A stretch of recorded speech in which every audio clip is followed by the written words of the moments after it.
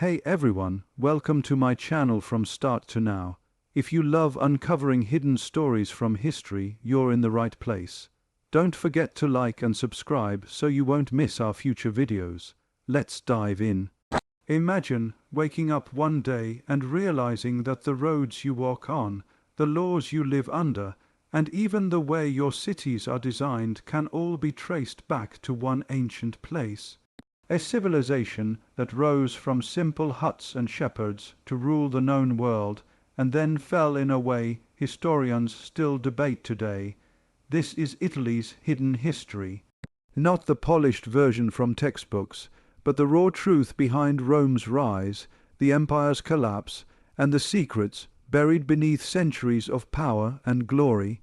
Stay with me because this story will completely change how you see history.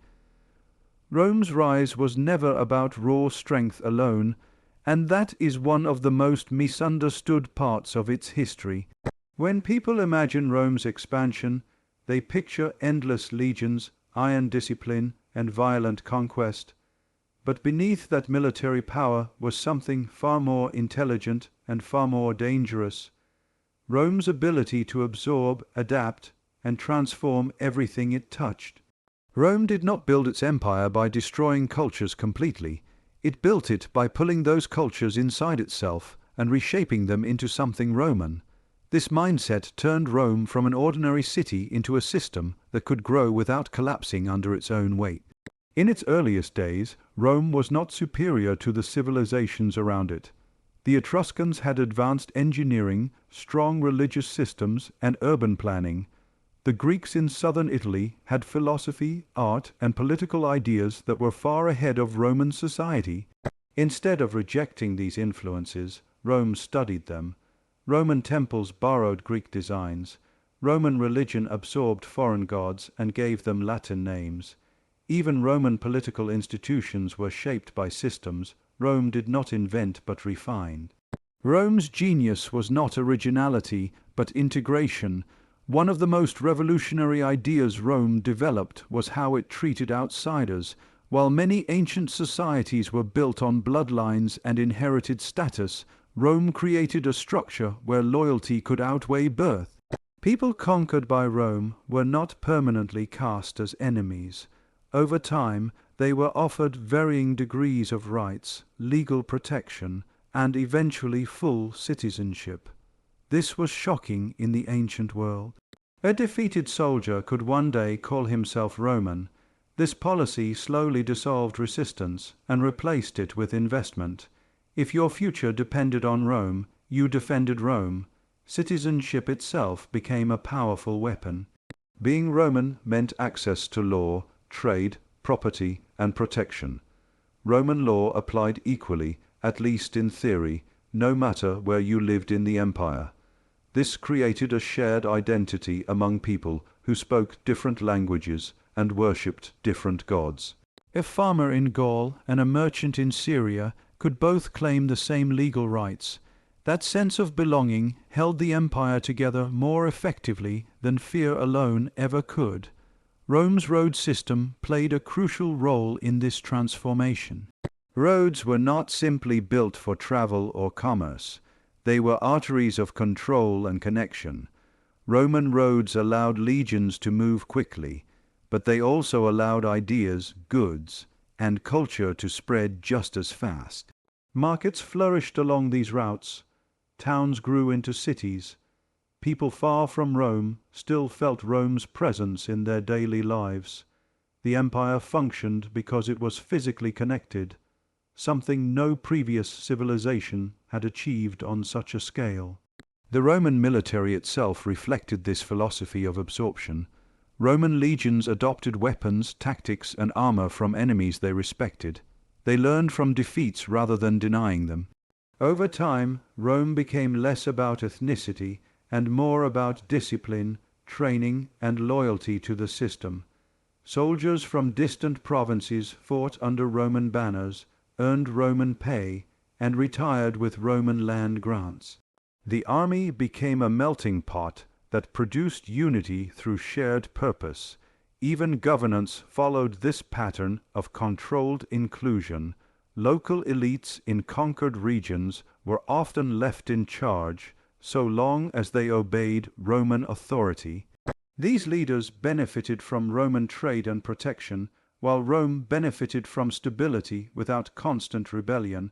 Rather than ruling entirely through force, Rome ruled through partnership. Power was centralized, but daily life remained familiar for many communities. This reduced resentment and created generations who saw Rome not as an occupier but as an opportunity. Language, too, became a subtle tool of integration. Latin spread through administration, law, and the military. Over time, people adopted it not because they were forced to, but because it opened doors. Speaking Latin meant access to Roman courts, trade networks, and advancement. It wasn't cultural erasure. It was cultural evolution under Roman influence. Religion provides another revealing example. Rome did not impose a single belief system in its early years. Instead, it welcomed foreign gods into its pantheon. This flexibility allowed conquered peoples to continue worshipping while acknowledging Roman authority. Religion became a bridge rather than a barrier. By respecting local traditions, Rome reduced rebellion and fostered loyalty. At the core of all this was Rome's understanding that power is most stable when people feel included. Fear can conquer territory, but belonging maintains it.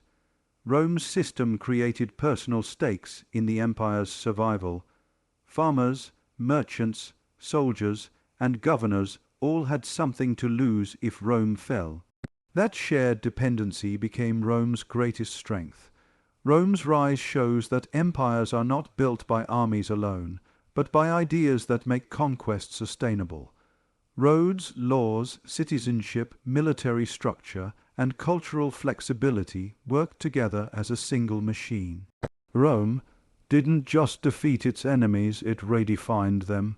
And as long as that system functioned, Rome continued to grow, expand, and dominate, not because it crushed everyone beneath it, but because it convinced millions that being Roman was better than resisting it. The collapse of the Roman Republic is often reduced to a simple story with a single villain, usually Julius Caesar, but that version hides the deeper truth.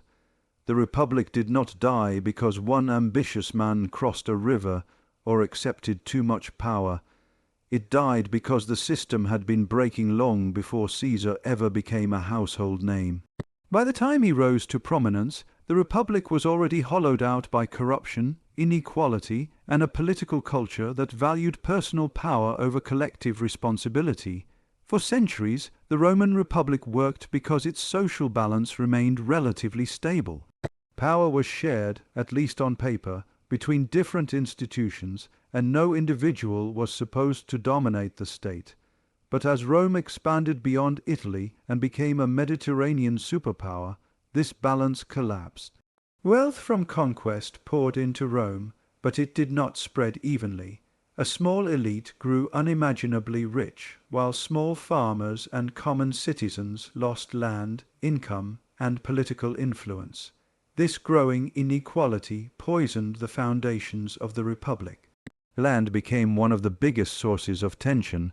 Soldiers who fought long campaigns returned home to find their farms ruined or seized by wealthy elites who turned land into massive estates worked by slaves. These displaced citizens flooded into Rome with nothing but their vote and their anger. Politicians quickly learned how to exploit this frustration. Instead of addressing the root problems, they offered speeches, handouts, and promises they had no intention of keeping. Politics slowly turned from service into spectacle. The Senate, once seen as the backbone of Roman governance, became an exclusive club protecting its own interests. Many senators valued tradition only when it benefited them. Laws were blocked not because they were harmful, but because they threatened elite power. Reformers who pushed for land redistribution or fairer governance were attacked, silenced, or murdered. Political violence became normalized, and once violence enters a political system, trust collapses. Rome's political environment grew increasingly toxic. Rival factions treated elections as battles rather than civic duties. Bribery, intimidation, and street gangs became common tools of influence. Public debates were no longer about the future of the Republic, but about humiliating opponents and securing personal advantage. The idea of compromise, essential to any republic, was replaced by zero-sum thinking. The military, once loyal to the state, became loyal to individuals. Generals promised land, money, and glory to soldiers who had been abandoned by the Republic. Armies no longer fought for Rome.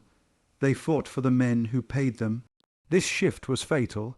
When soldiers swear loyalty to commanders instead of institutions, civil war becomes inevitable. Generals like Marius, Sulla, Pompey, and eventually Caesar exploited this reality. Julius Caesar did not invent this system, he mastered it. He rose by understanding the Republic's weaknesses better than anyone else. He appealed to the people, rewarded his soldiers, and bypassed the Senate whenever possible. To the elite he was a threat. To the masses he was a solution to a broken system. That division revealed how deeply fractured Rome had become. The Senate's decision to assassinate Caesar was driven by fear, not principle. They claimed to defend liberty, but many had tolerated corruption and abuse for years. Killing Caesar did not restore the Republic because the values that sustained it were already gone. The act only exposed how dependent Rome had become on strong individuals to maintain order. After Caesar's death, Rome descended further into chaos. Civil wars erupted as rival leaders claimed to be defenders of the Republic while acting as monarchs in all but name. The people, exhausted by instability, began to value peace over participation. Order became more desirable than freedom. This mindset marked the true death of the Republic. The Republic collapsed not because it lacked laws or institutions, but because those institutions lost legitimacy. When citizens stop believing that political systems represent them fairly, they seek alternatives. In Rome's case, that alternative was autocratic rule disguised as stability. Augustus did not destroy the Republic by force. He replaced it with something people were willing to accept. The fall of the Roman Republic serves as a warning that democracy and shared governance do not fail suddenly. They erode slowly when inequality grows, when corruption is tolerated, and when power becomes more important than principle. Rome did not lose the Republic in a single day, but through years of neglect, fear, and selfish ambition that hollowed it out from the inside until nothing meaningful remained to protect the Roman Empire, reached its height not through open tyranny, but through a carefully crafted illusion of continuity and stability that made people believe they were still free, even as power quietly centralized in the hands of one ruler. After decades of civil war, Romans were exhausted by chaos, violence, and uncertainty. They did not crave political participation anymore. They craved peace. This emotional exhaustion created the perfect environment for a new system to emerge. One that promised order without openly admitting it had ended the old Republic. Augustus understood this better than anyone. He never called himself king, a title Romans despised because it reminded them of tyranny and ancient oppression. Instead, he presented himself as the restorer of tradition, the protector of Roman values, and the servant of the state. In reality, he controlled the army, the treasury, and political appointments. But to the public, the Senate still met, elections still occurred, and laws still carried the old republican language. The structure remained familiar, even though the power within it had fundamentally changed. This illusion of freedom was Rome's greatest political achievement. People could recognize the symbols of the republic around them and feel reassured that their ancestors' system still survived. At the same time, Augustus eliminated the chaos that had plagued Rome for generations.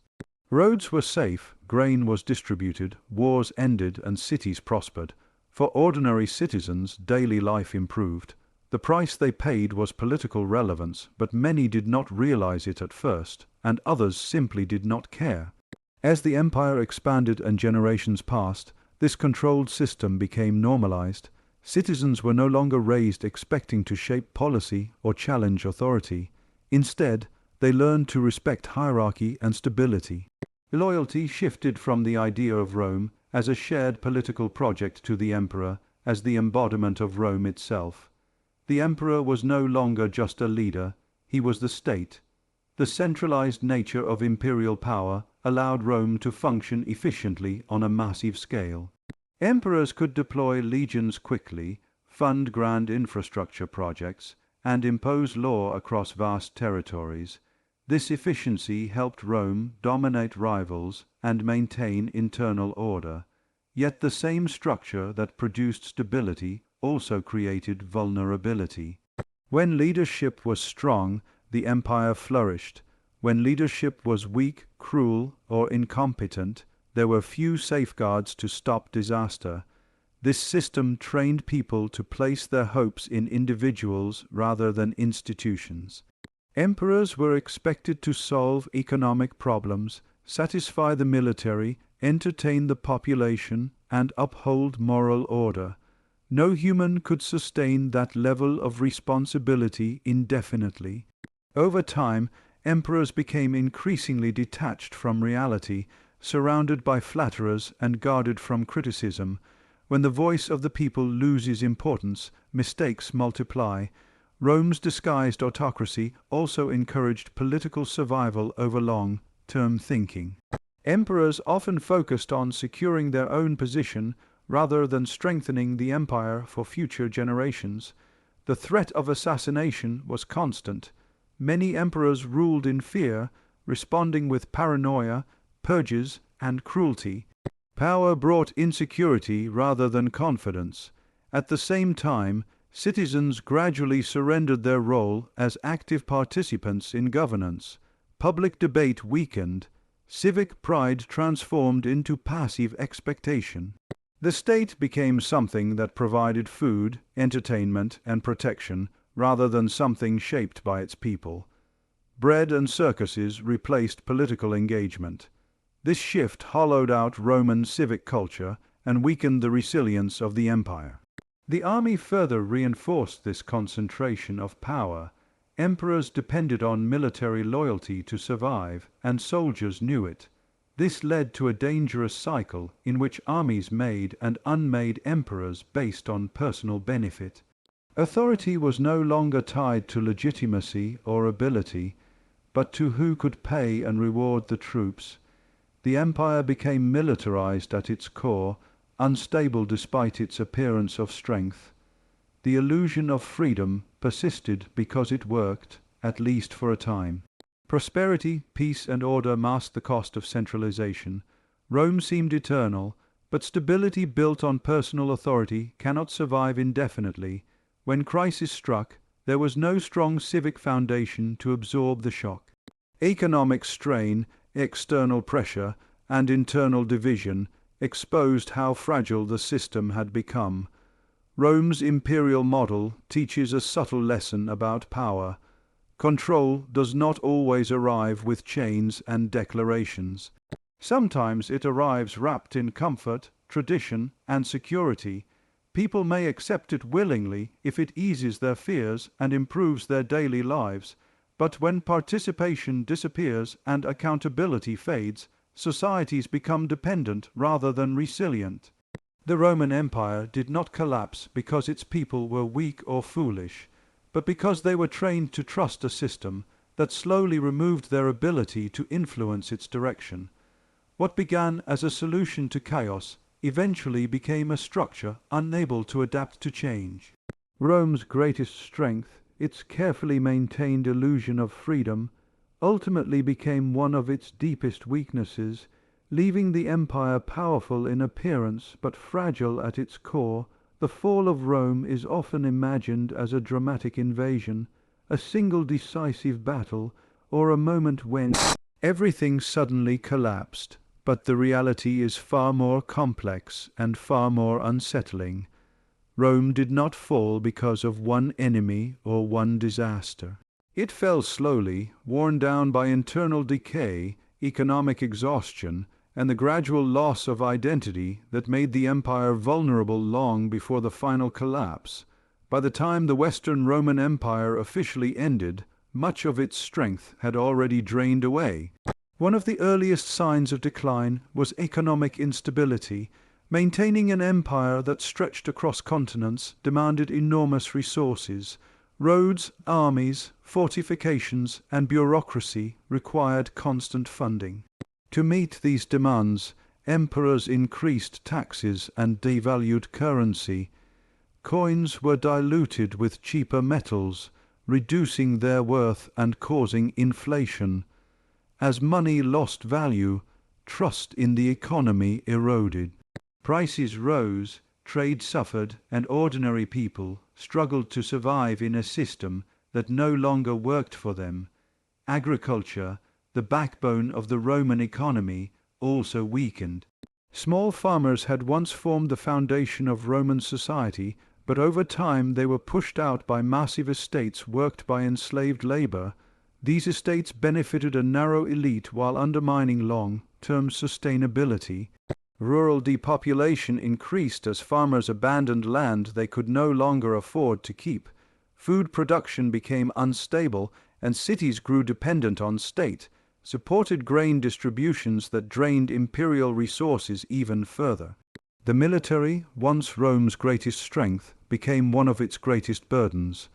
Armies demanded higher pay and better benefits, yet loyalty weakened.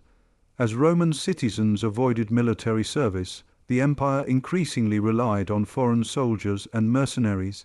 These troops were skilled fighters, but their connection to Rome was transactional rather than emotional. When pay was delayed or leadership failed, loyalty vanished. The army became an unpredictable force rather than a stabilizing one. Rome's borders grew harder to defend as pressure from migrating groups increased. Climate changes, population movements, and regional conflicts pushed tribes toward Roman territory. Rome struggled to manage these movements effectively.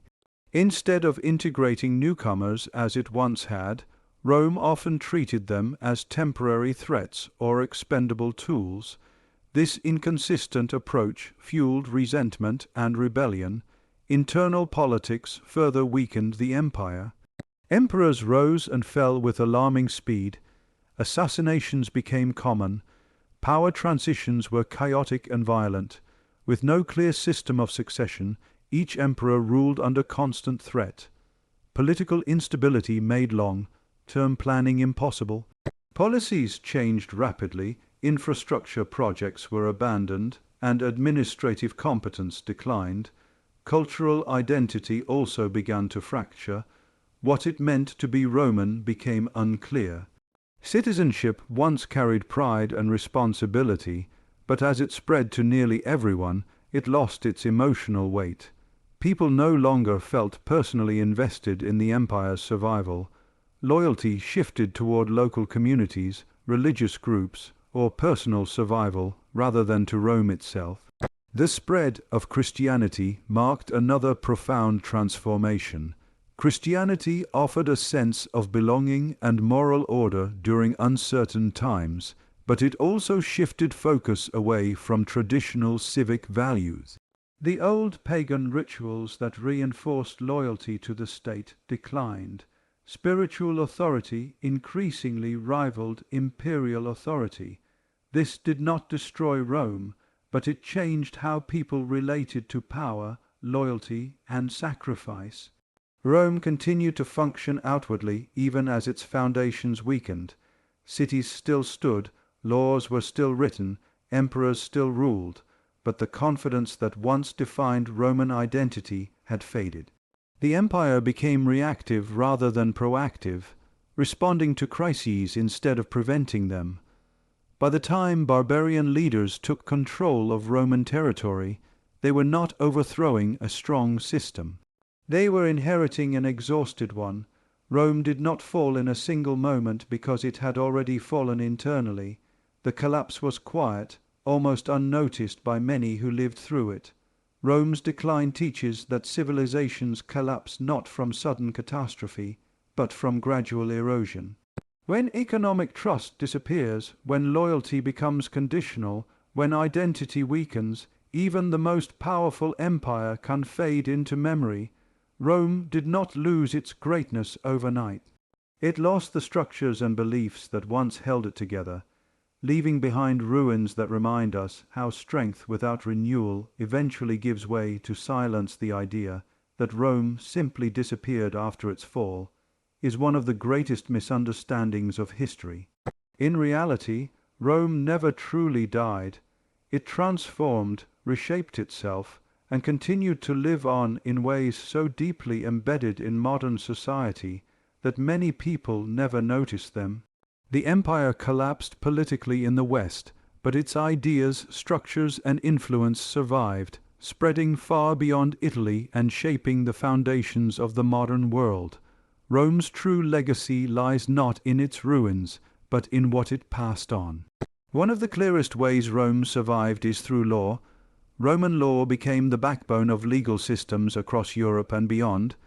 Concepts such as contracts, property rights, citizenship, and the idea that law should be written and applied consistently all trace back to Rome.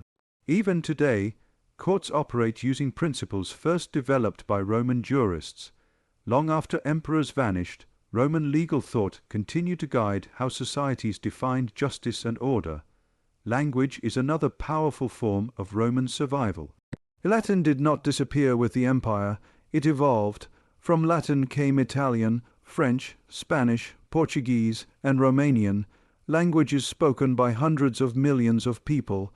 Latin also remained the language of education, science, and religion for centuries. Words used daily in modern politics, medicine, and law still carry Roman roots. Every time someone speaks one of these languages, a fragment of Rome speaks with them. The Christian Church became one of the most important carriers of Roman tradition. As imperial authority weakened, the Church inherited Rome's organizational structure. Bishops governed regions much like Roman administrators once did. The Pope assumed a role that mirrored imperial authority in the spiritual realm. Rome, once the center of political power, became the center of religious influence. The Church preserved Roman texts, philosophy, and administrative knowledge throughout the Middle Ages, preventing them from being lost. Roman infrastructure also shaped the future long after the empire's fall. Roads built by Roman engineers continued to be used for centuries. Cities founded or expanded by Rome remained centers of trade, politics, and culture. Even modern urban planning owes much to Roman design principles. Amphitheaters, forums, aqueducts, and public baths influenced how later societies imagined public space. The idea of empire itself was redefined rather than destroyed. Successor states adopted Roman symbols, titles, and ideals to legitimize their own rule. The Holy Roman Empire, the Byzantine Empire, and later European monarchies all claimed descent from Rome. Rulers understood that associating themselves with Rome's legacy granted authority and prestige. Rome became a standard against which power was measured. Culturally, Rome's survival can be seen in values and identity. Concepts such as citizenship, civic duty, and public responsibility, even when altered, have Roman origins. While the Republic fell and the empire declined, the idea that individuals belonged to a larger political entity endured. This idea became essential in the development of nations, states. Perhaps the most enduring aspect of Rome's legacy is the lesson it offers. Rome's rise and fall provide a blueprint for understanding how civilizations grow, peak, and decline. Historians, philosophers, and leaders have studied Rome for centuries, seeking to replicate its strengths and avoid its mistakes. Rome became a mirror in which societies examined themselves. Italy itself stands as living evidence of Rome's transformation. Medieval chaos gave way to the Renaissance, a rebirth of Roman knowledge, art, and human potential. Artists and thinkers looked back to Roman ideals to move forward. Rome's influence fueled innovation rather than stagnation. Rome's continued presence reminds us that civilizations do not vanish when governments collapse. They survive through ideas, institutions, and cultural memory. The empire may have fallen, but Rome reshaped the world in ways that are still unfolding. Rome's story is not just ancient history, it is a warning and a guide. It teaches that decline is not always the end, and that transformation can carry influence far beyond the lifespan of political power. Rome's greatest achievement was not ruling the world, but shaping it in ways that still define who we are today.